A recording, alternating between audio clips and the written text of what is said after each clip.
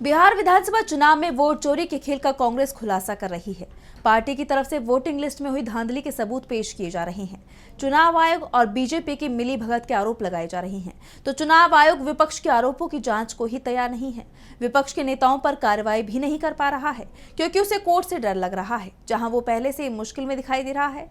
इस बीच कांग्रेस ने voter list को लेकर बड़े खुलासे किए हैं। क्या है पूरा मामला, देखिए इस रिपोर्ट में। बिहार में एसआईआर पर पहले से ही सवाल उठ रहे हैं। जो वोटिंग लिस्ट सामने आई, उसे लेकर चुनाव आयोग ही मुश्किल में घिर गया है। कांग्रेस ने ट्वीट कर एसआईआर की पोल खोल दी है। पार्टी ने कहा, बिहार में वोट चोरी का खेल देखिए। मधुबन के मकान नंबर 50 में 274 वोटर हैं।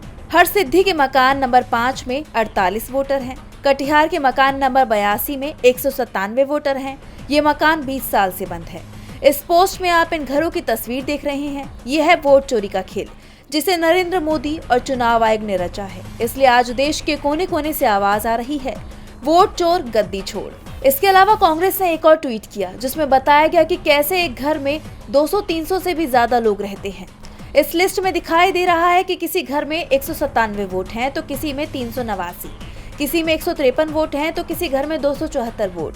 इस बीच ये खबर भी सामने आ रही है कि चुनाव आयोग ने वोटिंग लिस्ट में जो 65 लाख नाम हटाए हैं, उसमें पटना, मधुबनी और पूर्वी चंपारण जिलों में सबसे ज्यादा वोटरों के नाम शामिल हैं। इसमें भी पुरुषों के मुकाबले महिलाओं की संख्या ज्यादा है। पटना, मधुबनी और पूर्वी चंपारण जिले से कुल 10.63 लाख वोटर लिस्ट से नाम हटाए गए, जो कि राज्य के 38 जिलों में हटाए गए 65 लाख वोटरों का 16.35% है।